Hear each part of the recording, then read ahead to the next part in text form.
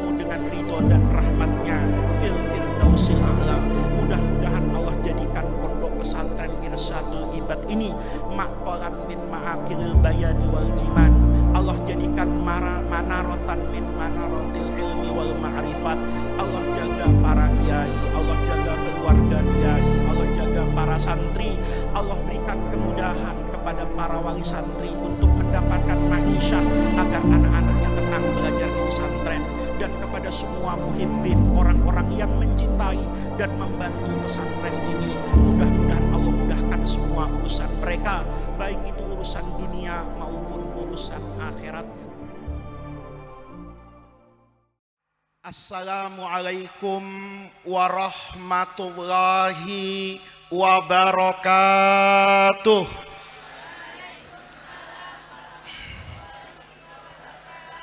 Bismillahirrahmanirrahim. Alhamdulillahi rabbil alamin.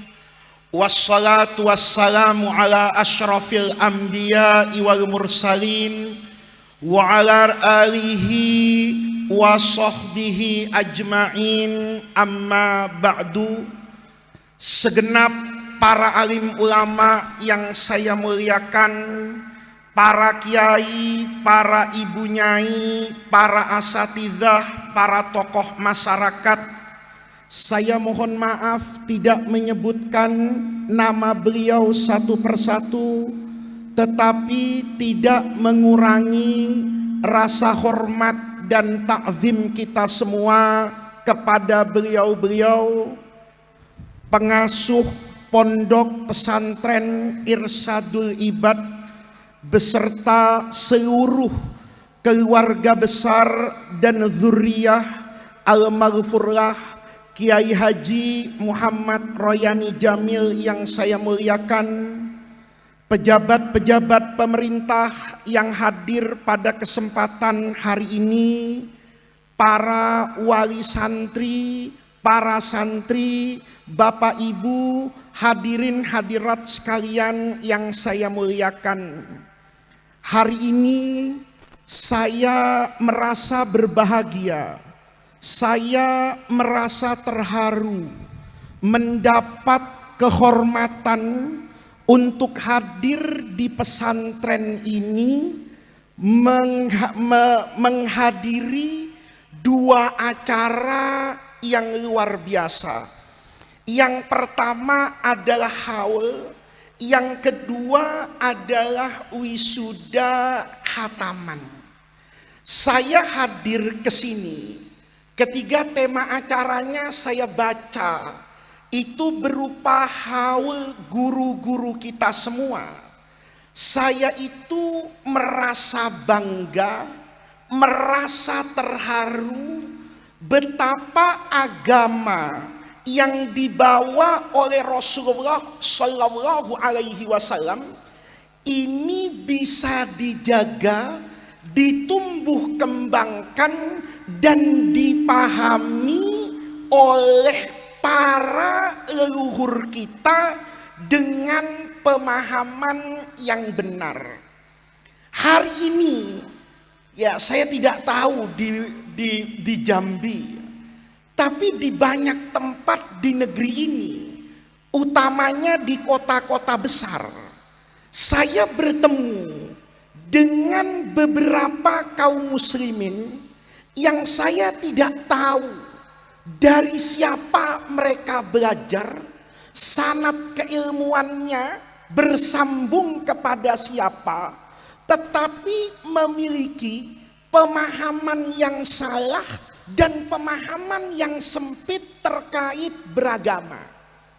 Kalau sudah ada acara haul kayak begini nih, maka ada orang nanya, dulu zaman Nabi ada haul apa tidak? Ada orang sekarang itu yang pemahamannya, bahkan saya mohon maaf, ini kalau tadi saya dengar sambutan Gubernur Jambi, senang saya. Karena Gubernur Jambi tadi, saya yakin cinta ahlu sunnah, cinta pesantren. Makanya pesantren tadi sama yang menyambut dari gubernur itu dipuji-puji. Saya terima kasih, lebih terima kasih lagi kalau dibantu. Nah ini, Pemerintah ini sering muji tapi tidak bantu gitu loh ya. Ini pesantren tuh dipuji-puji di mana-mana itu. Tapi kadang-kadang nasibnya pesantren tuh kata orang Jakarta la yahya wa la yamut. Ya, itu tidak hidup, tidak bermutu karena tidak ada biaya. Ya. Jadi ada di beberapa bahkan masuk di struktur pemerintahan. Itu saya tidak tahu itu. Ngajinya sama siapa? Itu kata guru saya. Ini karena di belakang ini ditempel haulnya Sayyid Muhammad bin Alawi Al-Maliki. Kita bertabaruk dengan ilmu beliau nanti ini. Ini bukan kata saya ini, kata beliau. Ada orang sekarang ini Pak, pemahaman agamanya itu yuharibu kulla jadidin bismil bid'ah. Semua yang baru yang tidak ada di masa Rasulullah itu dikatakan hukumnya bid'ah, sesat, masuk neraka. Ini saya tidak tahu ngajinya di mana. Karena kalau orang ngaji kayak saya di pesantren bertemu dengan guru-guru yang sanadnya melewati para ulama, bertemu dengan Nabi, jadi kita ngaji itu lewat kiai. Orang sekarang itu kan enggak. Ngajinya mana? Quran hadis. Masya Allah kata saya. Ya, kita ini kembali Gus kepada Quran dan hadis. Akhirnya pemahamannya kayak begitu.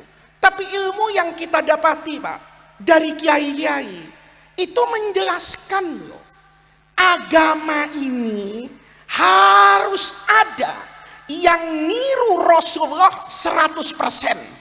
Anda bertentangan dengan Nabi, Anda bukan saja sesat, mungkin kafir. Apa contohnya? Sholat subuh. Sholat subuh 2 rakaat tuh nggak ada madhabnya. Jadi kalau di Jambi ada orang nanya sholat subuh itu kalau madhabnya Syafi'i berapa rakaat, itu bukan alim, goblok gitu loh. Karena sholat subuh 2 rakaat nggak pakai mazhab Pak. Semua mazhab bilang sholat subuh tuh 2 rakaat. Tapi nanti ada bagian dari agama yang nanti ini agama nggak ngurus detailnya.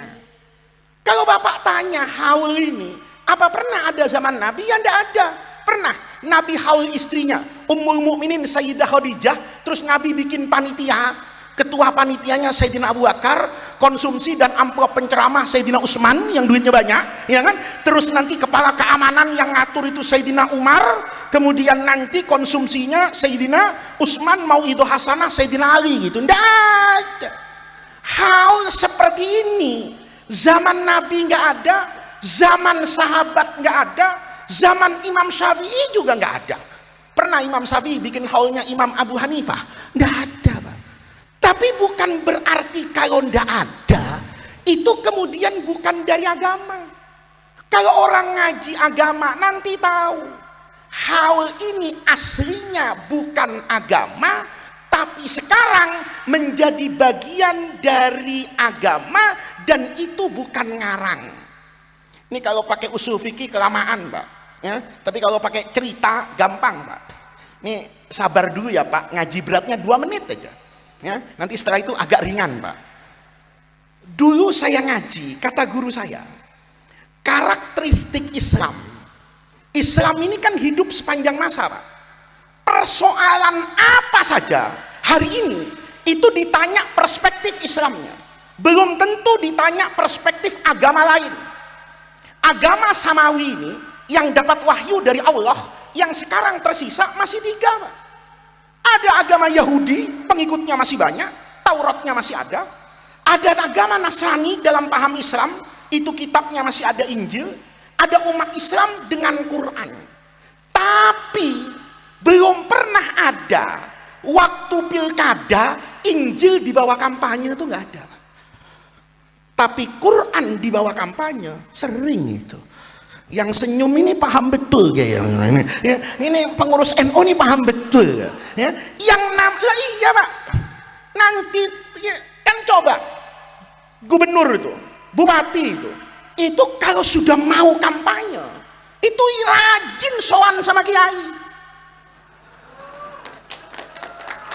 Nih, Enaknya penceramah yang nggak pernah jadi tim sukses tuh ya saya ini Pak. Jadi ngomongnya itu enak asal aja. Ya, saya nggak pernah dapat apa-apa dari mereka gitu. Jadi coba Bapak, gubernur itu kalau mau pilkada Pak, rajin datang ke pesantren. Itu bukan cuma cari berkah Pak, cari dalil. Ya. Gimana caranya? Ada ayat Quran yang bisa memenangkan saya. Itu bukan bid'ah hari ini Pak, dari dulu bukan sekarang. Dulu orang NU tuh tidak suka sama Golkar Pak, ya. Golkar dulu, ya. Sekarang alhamdulillah, ya, orang NU sudah masuk Golkar, ya kan? Golkar dulu, iya. Golkar sekarang kan enggak, karena kan diberingin sudah tahlilan panjenengan kan, jadi setan-setannya sudah pergi. Dulu itu saya masih kecil itu, karena saya ini bukan NU sekarang Pak. Sebelum lahir sudah NU saya, karena bapak saya NU, ibu saya NU. Saya ini NU, cuma saya ini NU bagian pengajian. Nah, beliau ini NU bagian pertambangan gitu. Saya ini NU bagian pengajian dan saya ini NU bagian pesantren, ya. Kok setuju ya? Jadi saya dari kecil itu NU Pak. Saya waktu kecil itu Pak, ada orang tidak suka Golkar, itu bawa ayat Quran, ngomong, saudara-saudara jangan milih Golkar. Kenapa? Allah berfirman, wala taqrabu hadhihi syajarata, jangan deket-deket sama pohon ini. Ya subhanallah, kata saya, ada itu ayat ngaji, saya juga nggak tahu tafsir apa yang menjelaskan wala taqrabu hadhihi syajarata itu jangan dekat-dekat sama Golkar. Fatakuna minaz zalimin.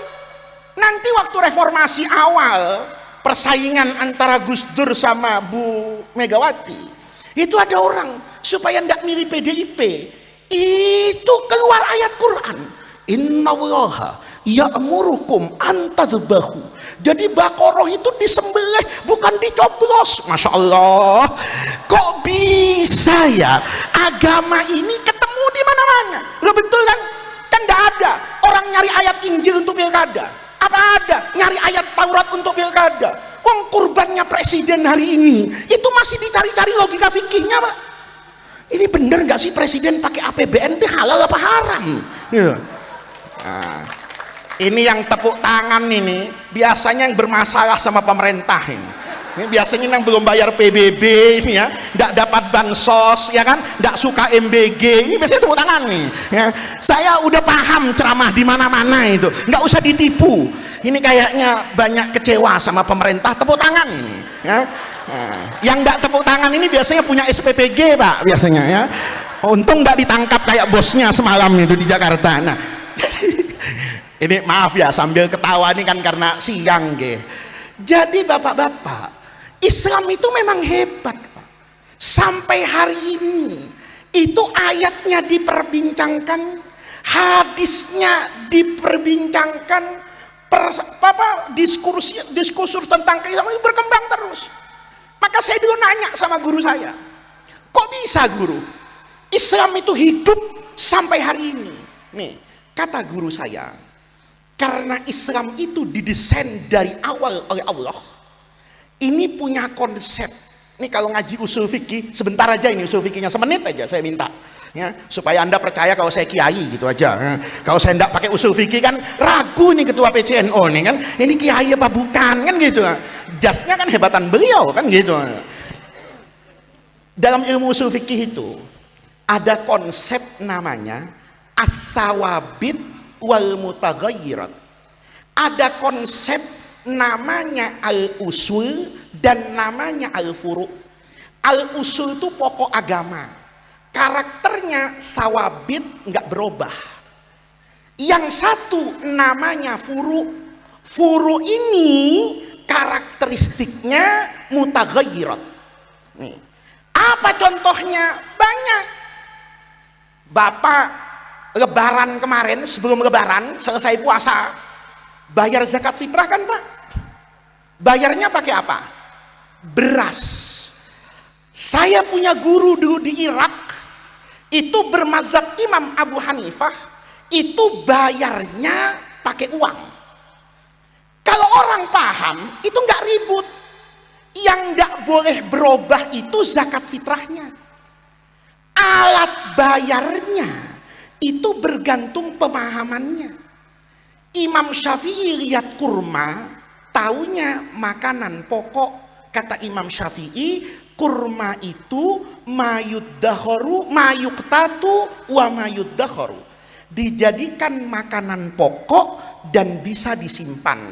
Maka Nabi bayarnya kurma, saya bayarnya beras, karena saya makanan pokoknya nasi dari beras, dan beras bisa disimpan dalam waktu yang relatif panjang. Itu kata Imam Syafi'i. Kata Imam Abu Hanifah, kurma itu bukan makanan pokok. Kurma itu kalau bahasanya Pak Purbaya, itu komoditas utama. Dia berbentuk barang tapi punya kekuatan uang.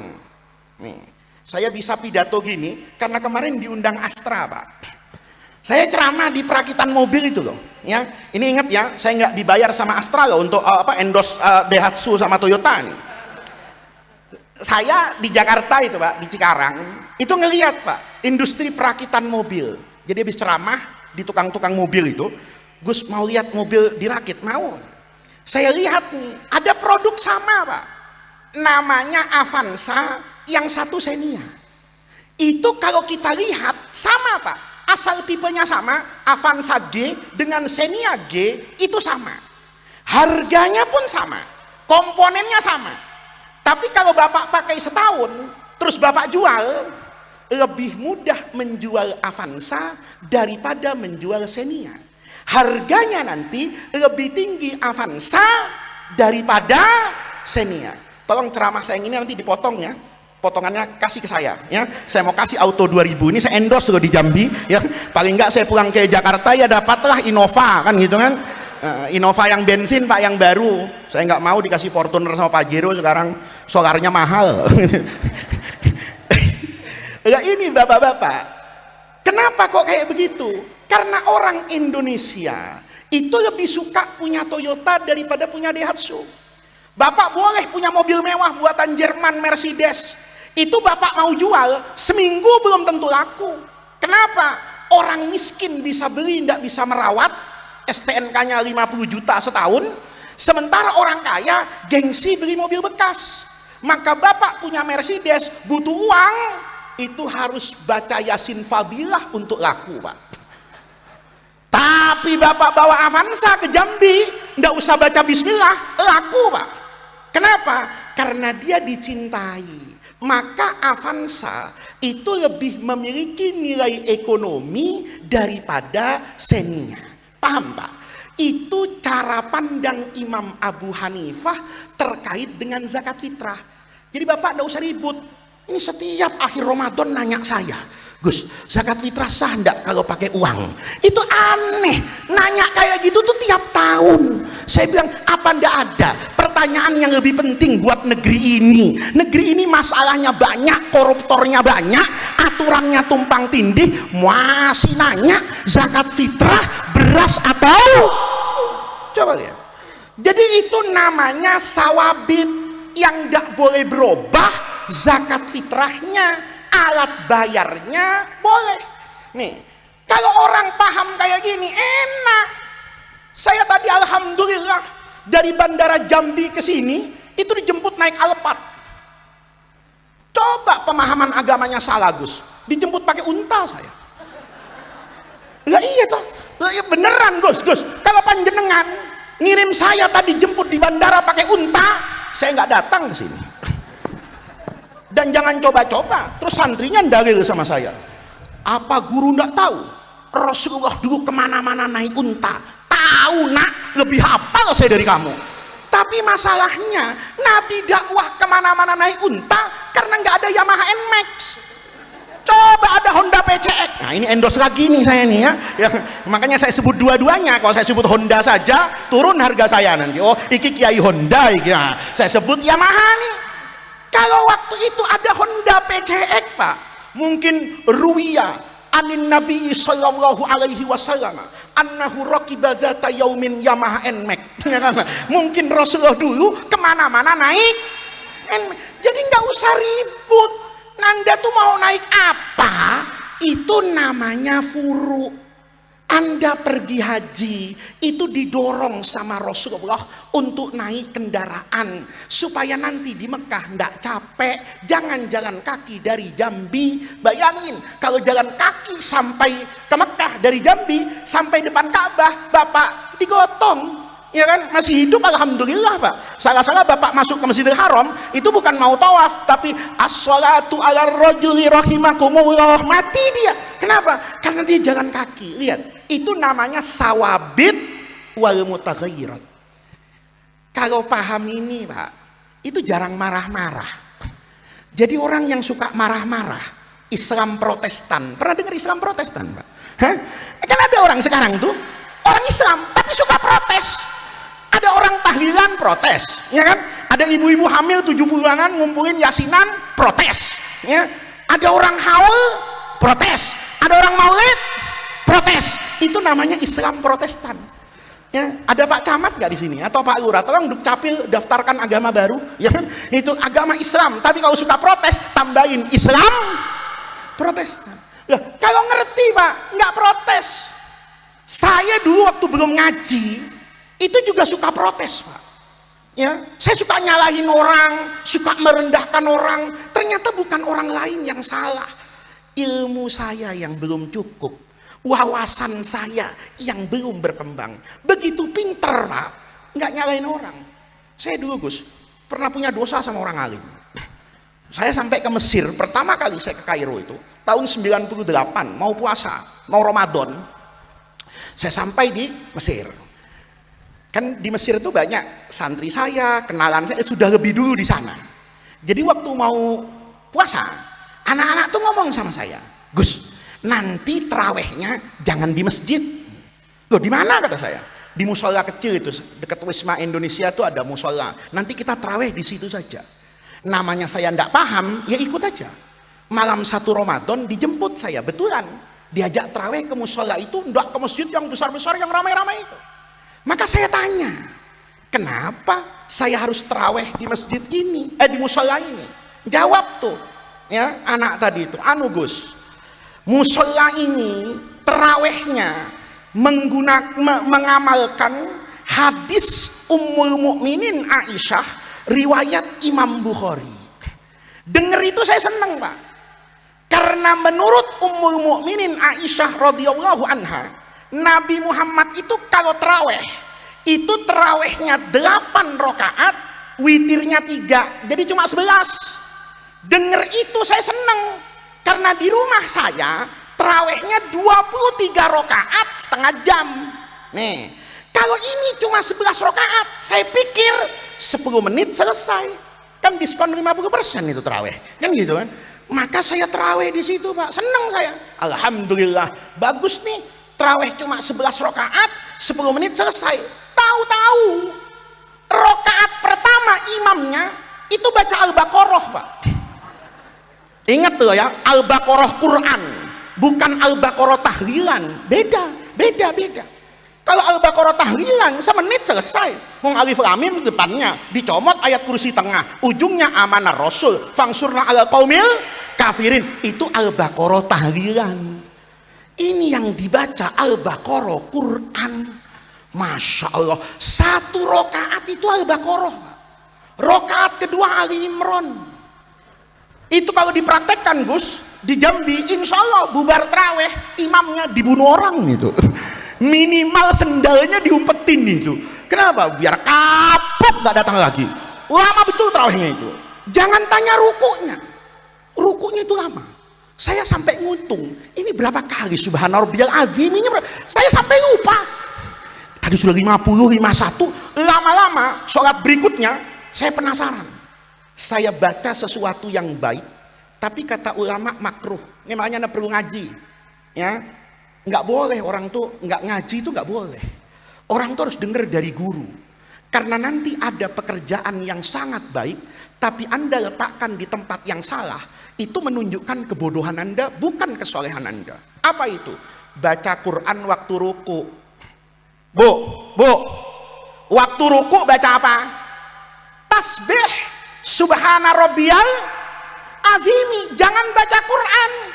Kalau baca Quran waktu ruku makruh. Kenapa? Ruku itu tempatnya tasbih.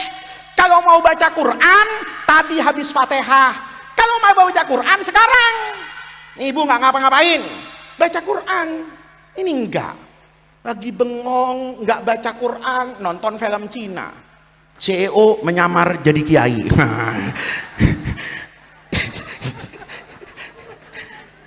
Ini aneh, Pak. Saya ceramah kayak gini di mana-mana, semua orang ketawa. Ya berarti kan nonton semua ini ibu-ibu nih. Ya, saya ceramah dari timur Indonesia sampai ujung barat, utara, selatan. Asal saya ngomong film Cina, CEO menyamar, itu ketawa selapangan. Ini kelihatan pelakunya kumpul semua ini di satu libat. Nih Bu, kalau mau baca Quran tuh sekarang. Jangan waktu apa ini? Ruku. Karena waktu ruku itu waktunya kita bertasbih, memuji ketinggian Allah, bukan waktunya baca Quran. Tapi saya penasaran, saya pikir-pikir ruku tadi itu lamanya kayak apa. Maka saya baca, Pak, itu surah Al-Quran yang paling ditakuti oleh jemaah mushola di kampung saya. Surah Amma Yatasa'alun, Bapak An-Naba. Bapak kalau imamnya nih, imam rawatib di masjid Bapak, maghrib atau subuh, bacaan Amma Yatasa'alun, An-Naba, saya yakin besok pagi pindah masjid itu. Ya kan? Kenapa? Kepanjangan. Saya ruku, baca Amma Yatasa'alun, Amma Yatasa'alunnya selesai, belum i'tidal, Pak. Masya Allah, saya bilang tahu begini saya bawa parem kocok ini apa? Itu saya sholat di situ, Pak. Seminggu saya pegang betis saya. Itu lebih keras dari singkong. Saya bilang ini kalau sampai hataman akhir Ramadan ini bisa-bisa lebih keras dari tiang kaki saya ini. Panjang betul sholatnya. Bukan ini yang mau saya ceritakan. Besok malamnya. Jadi selesai traweh mulai 7:30, selesai itu jam 3:15, Pak. Itu kalau nggak lari ke rumah sahurnya lewat itu, Pak. Panjang betul trawehnya. Anak-anak tuh bilang gini pas bubar traweh, Gus, besok traweh di sini lagi ya? Ya iya. Masa saya bilang enggak? Kan kelihatan kalau kapok kan begitu kan? Iya besok saya traweh ke sini lagi kata saya. Udah nggak usah dijemput, saya tahu kok ini. Saya besok datang. Saya datang, Pak, besoknya. Begitu datang ini musibah. Imamnya sakit. Ya.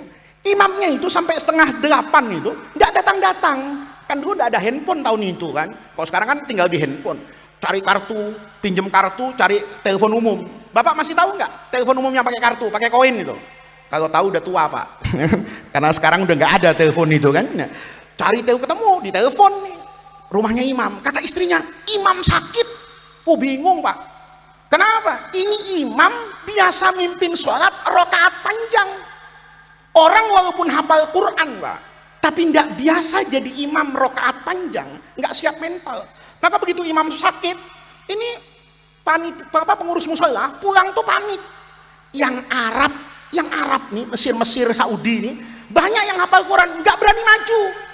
Yang Arab nggak berani maju, ya yang hidungnya 5 cm kan tahu diri saya. Ya, masa iya yang Arab sama-sama Nabi nggak maju, masa kita mau maju? Jadi nggak ada yang berani maju, Pak.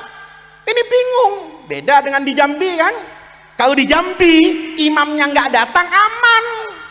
Karena masjid kita rata-rata imamnya imam mazhab dorong. Ibu tahu imam mazhab dorong? Yang paling depan di belakang mihrab itu biasanya didorong jadi imam. Jadi kalau ada masjid, Pak, ada orang sudah wudhu rapi tapi tidak berani masuk, itu tandanya takut didorong dia. Karena biasa yang paling depan didorong jadi imam. Yang didorong biasanya mau. Kenapa? Karena rokaat pertama biasanya inna a'toina, rokaat kedua tuh, ngaku kan pelakunya. Tuh. Ini juga aneh, Pak. Saya ceramah kayak gini di mana-mana. Rokaat pertama inna a'toina, rokaat kedua itu semua hadirin muttafaqun alaih, itu jawabannya kulhu. Saya kebayang itu. Kalau inna a'toina nyalon jadi presiden, wapresnya kulhu menang 1 putaran itu, Pak. Kenapa? Dipilih oleh seluruh rakyat Indonesia. Ya, kalau di Indonesia maju, kenapa? Inna a'toina sama, tapi ini sholat panjang, nggak gampang, Bu. Kalau orang hafal Quran kayak begini, ini hafal Quran, suruh baca Quran sambil duduk, lupa tinggal buka mushaf.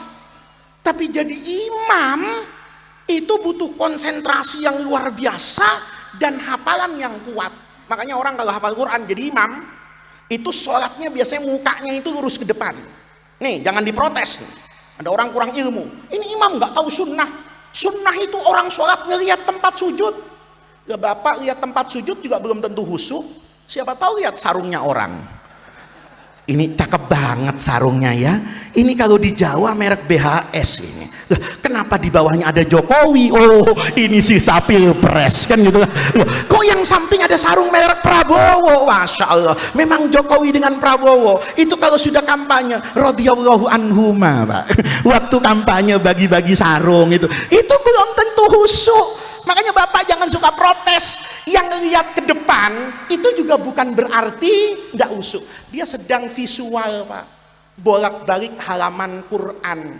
Jadi kalau yang baca Al-Baqarah 1 rakaat, dia harus tahu halaman ini atasnya ini, halaman bawah. Makanya orang kalau hafalan Qurannya kuat, itu tesnya bukan baca Quran, Pak. Ditanya halaman ini atasnya apa, bawahnya apa, dibagi-bagi itu. Kalau lancar jadi imam aman. Dan itu di Indonesia sulit. Kalau di Arab bisa. Di Indonesia sulit, Pak. Saya pernah jadi imam itu lupa ayat. Kenapa? Karena begitu saya baca ayat, tukang sate ngipas-ngipas depan masjid. Mana mihrabnya bolong. Saya baru mulai baca Quran itu, asapnya tuh ke hidung saya, Pak. Biar kata kiai itu masih tahu mana asap sampah, asap karet, sama asap sate, tahu kiai itu. Ya, jangan anda bilang kok kiai itu husu, enggak. Saya itu kiai, begitu mencium saya. Ini sate apa ya? Kambing apa ayam? Ya bubar hafalannya ini. Maka orang yang tidak biasa itu tidak berani jadi apa itu? Imam. Tengah-tengah nggak ada imam nih, nggak ada yang mau cuy imam. Tahu-tahu ada orang Mesir, Pak, ganteng, ya, nggak pakai peci. Saya masih ingat betul tuh, nggak pakai peci kayak dari salon tuh, rambutnya itu mengkilat, cakep, pakai baju putih, celana jeans hitam karena musim dingin waktu itu, celana tebal hitam, baju putih, jaket kulit, pakai dasi merah. Ini kalau di Jakarta sekjen PDIP, ya karena iya kan kalau partai lain kan beda warna, Pak. Kalau Golkar kuning, PKB hijau. Tahu-tahu maju nih orang jadi imam. Itu saya, Pak. Begitu orang ini maju, hati saya kotor. Kata saya nih dalam hati, ini yang kata guru saya, halakam ru'un lam ya'rif qadra nafsihi. Orang tuh kalau nggak tahu diri hancur. Main maju aja tampak. Kan kita ngelihat, Pak, saya kan terdidik dari kecil, kiai itu sarungan, orang alim itu jubahan, kiai itu pecian, habib itu peci putih, sorbanan. Itu yang saya tahu orang alim itu begitu, gitu loh. Iya kan sama sama bapak. Saya datang nih, bapak tahu muka saya di YouTube begini nih. Saya datang pakai celana jeans, pakai kaos, nggak pakai peci. Disuruh ke Maudhu Hasanah enggak. Kenapa? Bapak yakin sayanya iya, tapi pakaiannya tidak mencerminkan pakaiannya siapa ini? Kiai. Nggak disuruh ceramah. Maka orang tadi itu main maju. Bayangan saya ini orang nekat betul. Sampai di depan, hati saya udah kotor. Nggak tahu diri ini orang. Tahu-tahu dia nengok ke saya, kan saya paling depan di sebelah sini. Dia nanya pakai bahasa Arab. Yap nih katanya. Saudaraku, malam ini terawih mulai surah apa? Ya karena saya ingat kemarin saya datang sampai juz ke-7, malam ini masuk 8, 9, 10. Saya jawab surah Al-A'raf.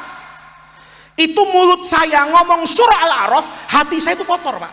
Saya natap dia itu surah Al-A'raf mulut, hati saya itu ngomong mampus lu. Lu pikir kulhu main maju aja. Al-A'raf. Kenapa? Buat orang yang ngafal Quran, ini bukan ilmu, Pak, pengalaman. Orang ngafal Quran ini nggak ada ilmunya, nggak ada kitabnya, ini pengalaman pribadi masing-masing qori bisa berbeda ini. Tapi dari banyak penghafal Quran yang saya temui itu bilang 10 juz pertama itu yang panjang-panjang tuh dari Al-Baqarah sampai nanti At-Taubah Baro'atun minallah, itu yang agak sulit dihafal struktur ayatnya itu Al-A'raf.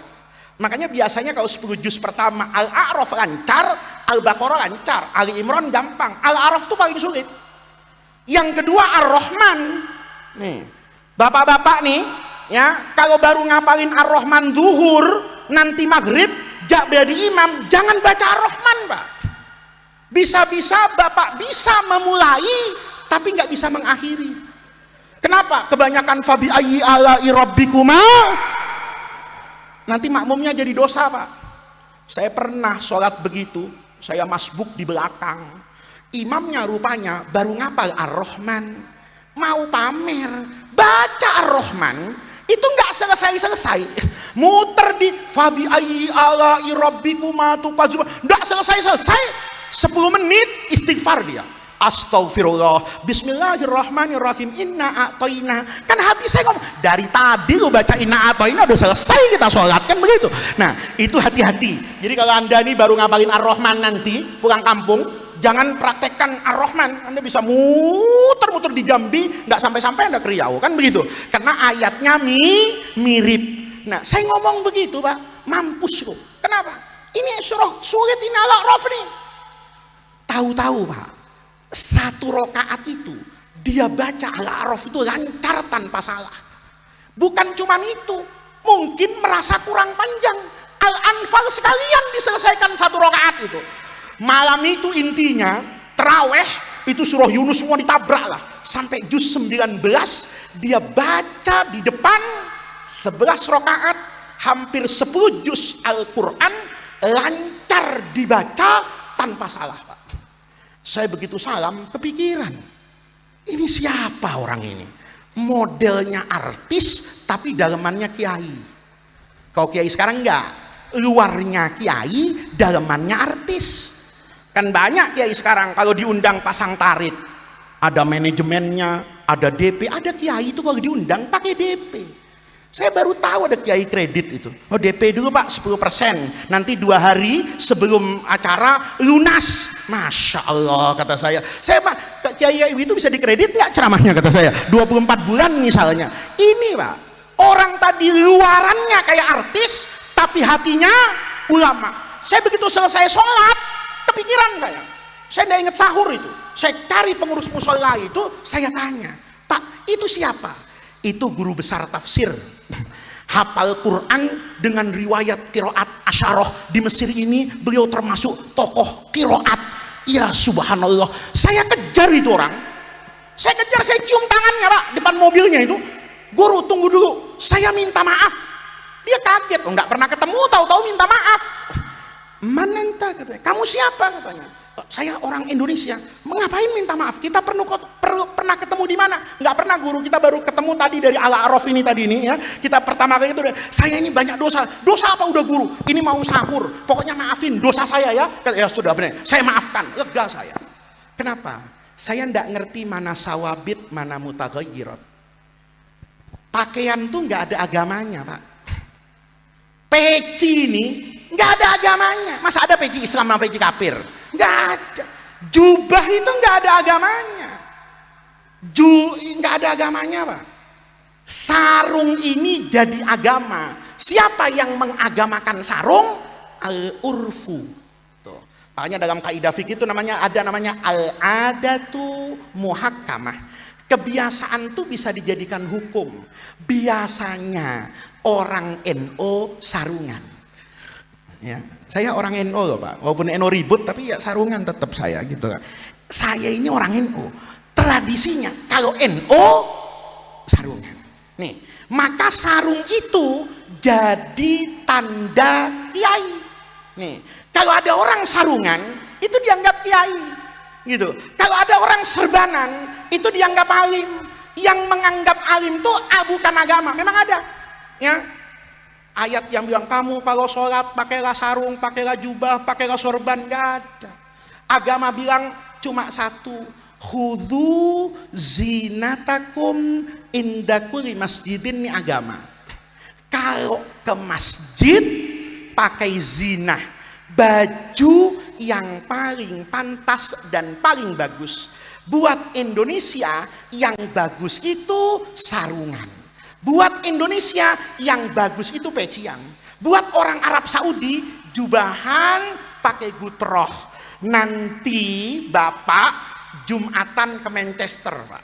Ya, di Inggris sana, jangan kaget. Khotibnya pakai jas, pakai dasi, kadang-kadang ndak pakai peci. Kenapa? Di Inggris khudzu zinatakum itu jas dan dasi. Di Jogja belangkonan.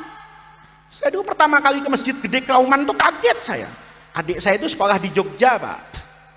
Saya nengokin tahun 90-an lah, 90, ingat saya 97, 98 adik saya itu di Jogja kuliah. Adik saya, maka saya ke Jogja nengokin. Begitu pas hari Jumat, saya bilang sama adik saya namanya Faruk, kita Jumatan di masjid yang beda sama Jakarta. Oh ya udah Kak Faiz, ke Masjid Keraton. Bilalnya kan ngomong sama dengan di Jakarta. Idza soidal khotibu alal mimbar. Lo yang berdiri itu belangkonan, Pak. Pakai baju lurik begini nih, pakai sarung batik Jawa. Ada kerisnya lagi di belakang. Saya tanya sama adik saya, Kiai ini katanya. Kiai Kak Faiz, ini Jogja. Oh iya. Di Jogja, khudzu zinatakum itu belangkon. Kenapa? Karena Sultan Jogja tidak mungkin memimpin acara besar kecuali pakai. Ya, Bapak kalau paham ini enak. Baju kayak apapun, batik, celana, asal pantas, itu sudah memenuhi khudzu zinatakum inda kulli. Sama kok. Bu, kemarin waktu Ramadan, orang tuh kalau mau berbuka kan ada dua makanan, Bu. Ada makanan berat, ada namanya takjil. Ibu tahu takjil nggak? Apa takjil, Bu? Makanan ringan. Karena waktu Ramadan tuh kita punya dua kewajiban. Kewajiban pertama cepat berbuka, kewajiban kedua sholat maghrib. Ini jangan lupa nih. Kalau Bapak mendahulukan makan, nanti sholat maghribnya hilang. Kalau sholat maghrib duluan, nggak sesuai ajaran Nabi. Kata Nabi, kalau dengar azan berbuka. Maka Nabi itu ngajarin, Pak. Nabi makan besar, makan roti, tapi nanti habis taraweh. Tapi kalau dengar azan, Nabi makan kurma. Bapak di Jambi makan apa? Hah? Makan apa? Mungkin ada yang makan roti, mungkin ada yang makan kolak. Itu sebetulnya sama. Kenapa Nabi makan kurma? Karena di Madinah. Coba di Jambi, makan duren mungkin Nabi. Iya kan, begitu Allahu Akbar, ada duren montong, Pak, terbuka. Mungkin dicawil sama Nabi nih, set, berangkat. Kenapa Nabi pakai kurma? Karena di Madinah. Jadi bapak nih di Jambi, itu begitu maghrib, ada singkong goreng, ada ubi rebus, Bapak makan sama, Pak. Karena kurma itu bukan agama. Yang agama itu kalau dengar azan cepat berbuka. Berbukanya pakai apa? Bukan urusan agama. Kalau nanti berbukanya pakai apa diatur di dalam Quran, maka Quran itu jadi buku resep memasak gitu loh. Quran itu nggak ada urusan Bapak. Lah iya, Pak. Jangan orang itu nggak mengerti agama. Saya dulu pernah ada orang tuh baru belajar Islam. Ngomong sama saya, Pak, kalau makan tuh sunnahnya pakai tangan 2 jari. Ya iya kata saya, sunnahnya makan tuh pakai tangan 2 jari. Kalau yang dimakan kurma. Persoalannya ini di Surabaya. Saya mau makan rawon. Gimana caranya? Nasi rawon yang basah pakai 2 jari. Tanya sama logikamu, seandainya Nabi Muhammad hidup, Nabi ngeliat rawon sama soto, yakin Nabi sendokan. Kenapa Nabi nggak sendokan? Bukan nggak sunnah, Nabi nggak ketemu rawon. Coba Nabi ke Surabaya ngeliat rawon, Nabi mungkin pakai apa itu? Sendok. Itu namanya sawabit wal mutaghayyirat. Saya ada contoh yang ekstrim. Saya ditegur sama kiai, ditegur sama habaib, enggak apa-apa kata saya. Kita beda paham enggak apa-apa. Selama semuanya berlandaskan sanad yang jelas dari guru. Apa termasuk contohnya? Siwak. Nih. Nabi itu kalau habis makan sesuatu yang mendatangkan bau, kalau di Indonesia mungkin pete lah. Itu Nabi membersihkan mukanya pakai apa? Mulutnya pakai apa? Siwak. Bapak pakai apa? Bapak, ibu pakai apa? Sikat gigi kan? Pertanyaannya, siapa sebetulnya yang ikut Nabi? Nih, dengerin, jangan dipotong-potong. Ya, nanti kalau dipotong judulnya Muhammad Faiz di pesantren Irsadul Ibad melakukan penistaan terhadap siwak. Masya Allah, saya dilaporkan sama polisi nanti penistaan agama, repot itu. Polisinya mau nerima gimana, nolak iwong juga ceramahnya aneh kan gitu kan. Nah nih Pak, dengerin Pak, Nabi dulu kalau mulutnya bau pakai siwak. Hari ini ibu pakai apa? Sikat gigi. Sikat gigi Bu, ya. Cuman ibu biasanya mereknya Formula Bu, ya, betul Bu, Formula itu di Alfamart 14.000 dapat 4 itu biasanya, ya, itu dipakai seminggu, bulunya sujud sahwi semua itu, ya. Nah, ada yang bagus Pak, namanya Oral-B, itu sikat gigi harganya 200.000. Nih, ambil contoh ekstrim nih, ada 2 orang, Ahmad dan Mahmud, malam-malam di Jambi makan pete 1 piring, makan jengkol 1 piring. Nih sama nih, yang Ahmad habis makan jengkol tidur pulas, mulutnya itu mingkem ketutup dari jam 9 malam sampai setengah 4 mau subuh. Begitu setengah 4 bangun dia, wah, itu Pak, kucing lewat di depannya pingsan gitu. Kenapa? Baunya luar biasa. Mahmud juga sama, bedanya di mana? Yang Ahmad itu mandi karena mau sholat subuh berjamaah, selesai mandi ngambil siwak seperti dulu yang dilakukan oleh Rasulullah Shallallahu Alaihi siwakan dia berangkat ke masjid. Yang satu enggak, begitu mandi ngambil sikat gigi, dikasih pasta gigi, ya, dibersihkan mulutnya bersih betul, kumur-kumurnya juga nggak pakai air Pak, pakai Pepsodent cair. Ini endorse juga dari Pepsodent, kan? Pepsodent cair, tahu kan Pak? Ada Laserin, ada Pepsodent. Siapa di antara kedua orang ini? Itu yang niru Nabi. Guru saya dulu bilang, yang niru Nabi itu yang pakai sikat gigi, gitu loh. Kita protes, yang enggak guru, yang ikut Nabi itu yang pakai siwak. Guru saya itu jawabannya ekstrim. Kalau kamu ikut Nabi karena sama siwaknya, saya minta besok kalau kalian umroh ke Mekah jangan naik pesawat, naik unta gitu. Kenapa? Dulu Rasulullah dari Madinah ke Mekah naik unta, oke lah. Dari Indonesia ke Mekahnya naik pesawat, tapi tolong kalau sudah sampai Madinah, dari Madinah ke Mekah naik apa? Naik unta. Kenapa? Nabi dulu naik unta, kan sederhana toh Pak. Nabi naik unta karena nggak dijemput Gus pakai Alphard, kan gitu. Seandainya Nabi hidup sekarang ngomong sama Sayyidina Abu Bakar, Abu Bakar saya mau umroh, yakin dibawain Alphard sama Sayyidina Abu Bakar. Itu namanya sawabit wal mutaghai. Nih, jadi haul ini termasuk sawabit wal mutaghayyirat. Nih, mana sawabitnya? Ajarannya. Nih, kita haul itu Pak, ngapain? Mengenang kebaikan almarhum, mendoakan, berbagi kebahagiaan. Makanya Bapak dikasih makanan, ini ada dalilnya semua. Dalilnya di mana? Banyak. Kalau orang ngomong haul itu nggak ada ajarannya, itu ngajinya kurang malam Pak, ya, atau belum hatam udah keluar dari pondok. Itu ini bahaya nih, santri yang ngajinya separoh-separoh nih. Kalau hatam Pak, ajaran haul itu diajarkan sama Nabi, dipraktekkan oleh Nabi, tapi bentuknya yang berbeda. Mana ajarannya? Lihat nih, kata Aisyah. Saya dulu ngaji Sunan At-Tirmizi sama guru saya. Dalam hadis itu Ummul Mukminin itu punya cerita, menarik ceritanya. Ini sebetulnya bukan cerita tentang haul nih hadis, cerita tentang kecemburuan istri-istri Nabi. Nabi itu kan istrinya banyak. Bapak istrinya berapa? Hah? Tuh, makanya nggak semua yang dikerjakan Nabi harus kita kerjakan. Ini kan banyak nih, kalau Nabi kerjain, Nabi enggak. Nabi istrinya 9, ada riwayat 11. Bapak istrinya 1, 2 itu cuma cita-cita, cuma kepengen, berani enggak, tapi ngomongnya semangat betul. Nih Pak, Nabi itu istrinya banyak, maka di antara istri Nabi itu ada yang saling cemburu. Jadi cemburu tuh biasa. Istri Nabi aja cemburu sama madunya, apalagi istri bapak. Jadi kalau ada orang punya istri 3 sering berantem, itu sunnah pak, gitu kan. Karena istri Nabi juga begitu. Istri Nabi, bapak Nabi bukan, ponakannya enggak, gitu kan. Istri Nabi ini Aisyah cerita gini, kata Aisyah, saya ini punya perilaku yang aneh. Kenapa? Saya ini termasuk istri Nabi yang pencemburu. Yang cemburuan tuh Aisyah.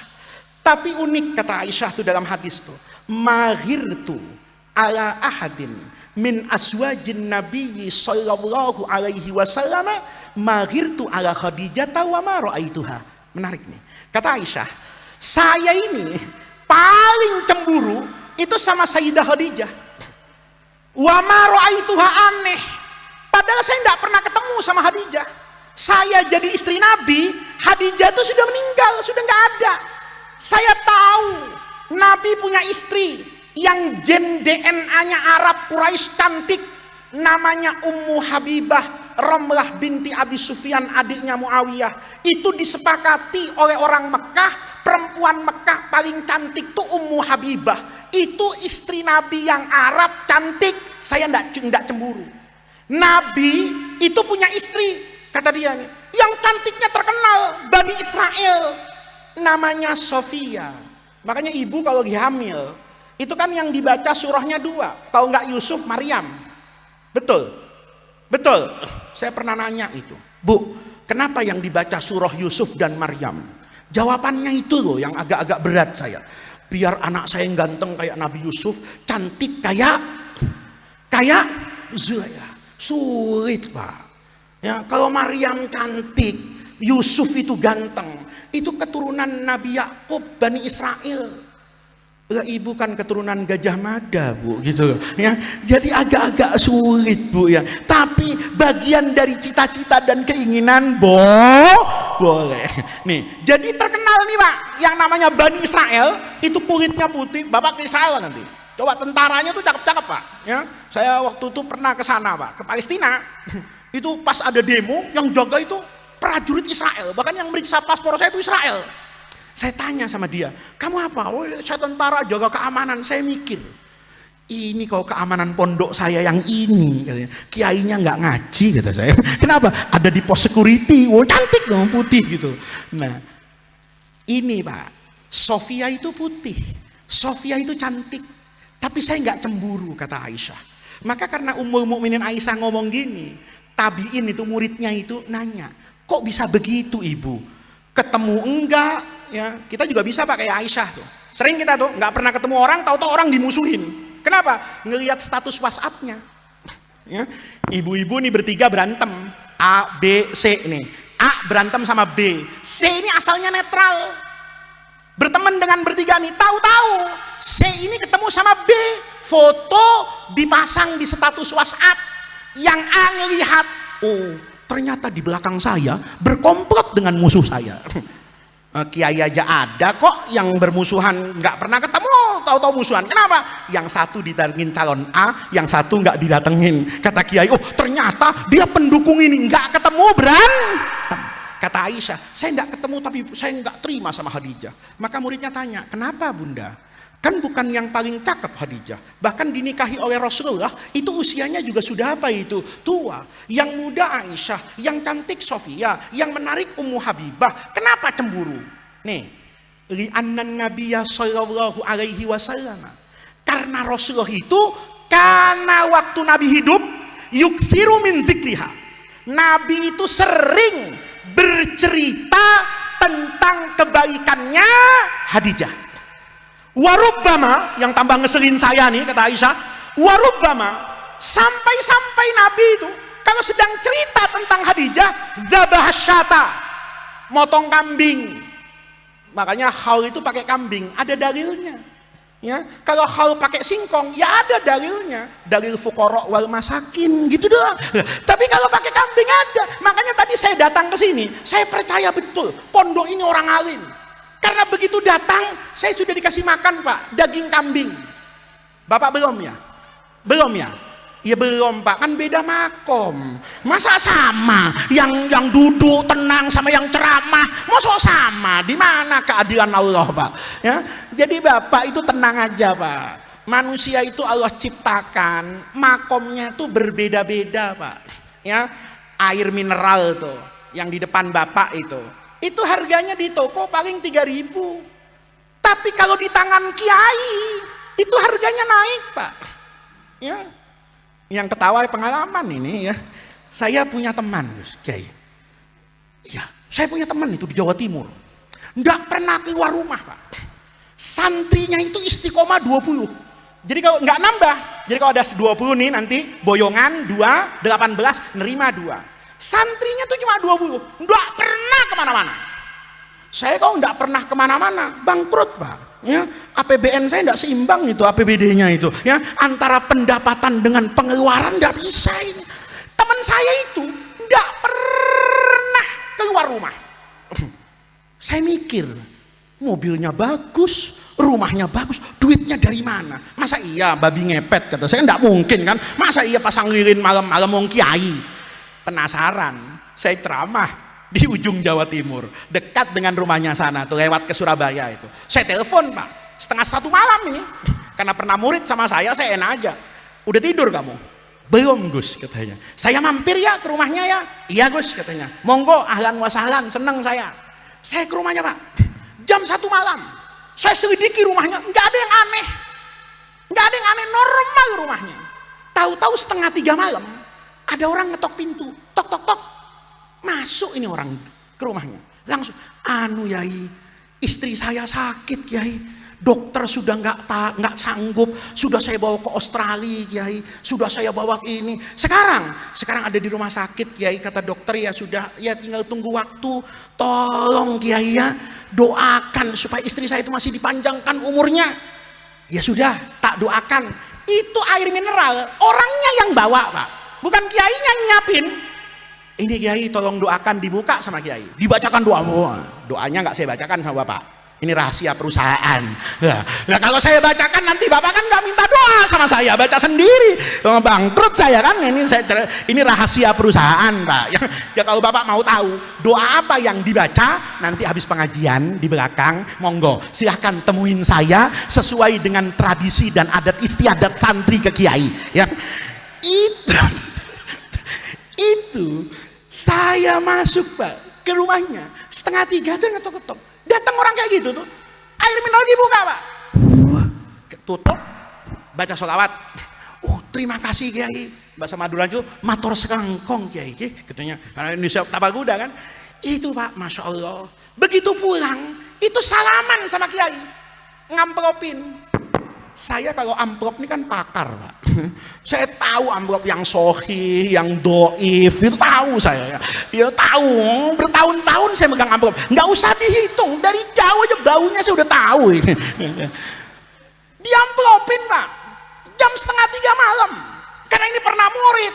Saya bilang, buka amplopnya, kata saya, apa isinya? Masya Allah, merah semua dan pakai peci Pak. Itu penting ya, kalau merah ndak ada pecinya nggak usah dihitung, itu 10.000 itu, tapi merah pecian 100.000 Pak. Banyak sekali, kata saya. Alhamdulillah Gus, rezeki katanya. Masya Allah, makom dia didatangi uang, bukan dia cari uang yang 2:30 malam ada orang nganterin amplop jutaan, itu kan beda makom. Jangan ditiru. Nanti malam rumahnya diketok-ketok 2:30. Hati-hati Bu, itu dari leasing, motor udah 3 bulan nggak dibayar, ditagih pagi nggak ada, ditagih sore nggak ada, 2:30 malam debt kolektornya datang. Hidup tuh nggak sama, paham? Wajar kan kalau saya dapat kambing? Wajar. Anda cuma minum, adil. Kenapa? Beda makom. Sebentar, ini ngaji sampai jam berapa ini? Nah, bapak-bapak, maka bagi-bagi kambing itu kata Aisyah, warubbama dzabahsyata. Nabi itu potong kambing. Ya, ngapain? Wa wazza'aha. Kambing itu dibagi-bagi sama orang yang mendengarkan kisah Nabi yang indah dengan Ummul Mukminin Khadijah. Lihat, sekarang sama nggak Pak? Sama. kita mengenang, Masya Allah, tadi beliau cerita tempat ini asalnya apa, bagaimana perjuangannya. Tahu-tahu Kiai Royani Jamil ini bisa melahirkan santri yang kayak begini. Ini kan namanya manakib, Pak. Manakib itu intinya haul. Nanti warubama dzabahasyata, Nabi itu kadang-kadang, nih dengerin ya. Jadi kalau ada tahlilan nggak ada makanannya, itu ada hadisnya, gitu loh. Ini orang kadang-kadang kalau yang tahlilan yang mati orang miskin, pura-pura tidur dia. Bang, tahlilan bang malam. Aduh, nggak enak badan kasih tahu. Tapi kalau yang tahlilan orang kaya, istrinya dari siang udah ribut. Bang, jangan lupa ntar malam tahlilan. Emang kenapa? Berkatnya itu loh, sembako lengkap, uang 200.000, ada sarung, ada mukena. Itu bagus. Tapi yang ndak pakai makan juga bagus. Karena Nabi kadang-kadang motong kambing, kadang-kadang Nabi nggak motong apa-apa. Karena intinya adalah menceritakan kebaikan, mengenang kebaikan untuk kita doakan. Maka yang seperti ini namanya agama. Bentuknya pakai tenda, ngundang saya, ngasih jeruk, itu urusan teknis. Masa iya teknis ditulis dalam hadis? Nanti ada hadis tenda, ada hadis kipas angin, ada hadis sound system. Ini cuma urusan teh. Jadi paham Bu? Kalau nanti ada orang mempertanyakan amaliyah ahlus sunnah wal jamaah, itu tandanya orang tadi suruh ngaji ke irsadul ibad, biar mengerti mana agama yang tidak boleh berubah, mana agama yang memang sedari asal dipersilahkan untuk disesuaikan dengan kondisi kehidupan. Ini Gus yang bisa saya sampaikan, peringatan haul. Adapun haflah santrinya ndak keburu kalau saya teruskan. Kalau ingin tahu ceramah saya tentang wisuda santri, gampang, undang lagi gitu. Karena yang diundang nih kiai 1 jam capek. Bapak kalau ingin ngundang yang nggak berhenti-berhenti ngomongnya, undang besel Pak, selama masih ada solarnya sampai besok pagi nyala. Tapi kalau kiai setelah 1 jam itu akinya sudah ada gangguannya, pertamaknya sudah berkurang ya, harus masuk pom bensin. Jadi ini yang ingin saya sampaikan, Bapak Ibu, belajar percaya sama guru.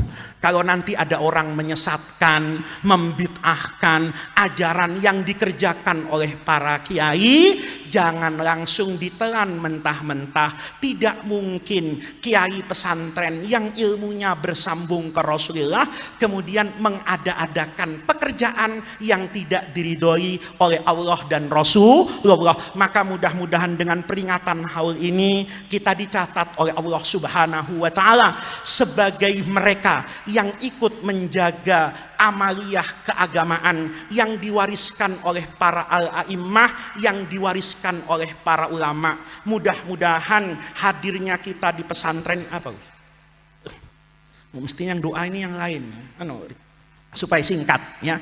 Mudah-mudahan hadirnya kita di majelis ini, langkah kaki yang kita gerakkan ke majelis ini dicatat oleh Allah Subhanahu wa taala sebagai tawassul dan wasilah kita untuk mendapatkan kebahagiaan hidup di dunia dan di akhirat. Mudah-mudahan amal soleh yang kita lakukan, cinta kita kepada ulama, cinta kita kepada pesantren, hadirnya kita di acara-acara yang penuh keberkahan ini menjadi pintu agar Allah Subhanahu wa taala menjaga kita semua, menjaga anak keturunan kita, menjaga keluarga kita, menjaga orang-orang yang kita cintai, menjaga orang-orang yang kita masuk ke dalam rumah mereka dan yang mereka masuk ke dalam rumah kita. Mudah-mudahan kita semua dibersamai oleh Allah Subhanahu wa taala di dunia ini dan kelak dihantarkan untuk bertemu dengan ridho dan rahmatnya fil firdausil a'la. Mudah-mudahan Allah jadikan pondok pesantren Irsyadul Ibad ini maqalan min ma'akil bayani wal iman. Allah jadikan manarotan min manarotil ilmi wal ma'rifat. Allah jaga para kiai, Allah jaga keluarga kiai, Allah jaga para santri. Allah berikan kemudahan kepada para wali santri untuk mendapatkan ma'isyah agar anak-anaknya tenang belajar di pesantren. Dan kepada semua muhibbin, orang-orang yang mencintai dan membantu pesantren ini, mudah-mudahan Allah mudahkan semua urusan mereka, baik itu urusan dunia maupun urusan akhirat.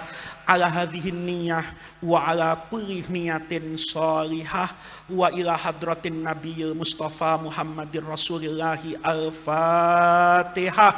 A'udzu billahi minasyaitonir rajim. Bismillahirrahmanirrahim. Alhamdulillahirabbil alamin arrahmanir rahim maliki yaumiddin. Iyyaka na'budu wa iyyaka nasta'in. Shiratal mustaqim shiratal ladzina an'amta 'alaihim ghairil maghdubi 'alaihim waladdallin. Amin.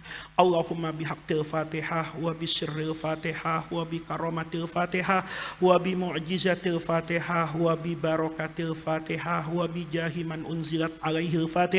Ya farijal hammi ya kashifal ghammi ya man li abdihi yaghfir wa yarham. Allahumma inna nas'aluka wa natawajjahu ilaika bijahi nabiyyika Muhammadin sallallahu alaihi wasallam nabiyyir rahmah.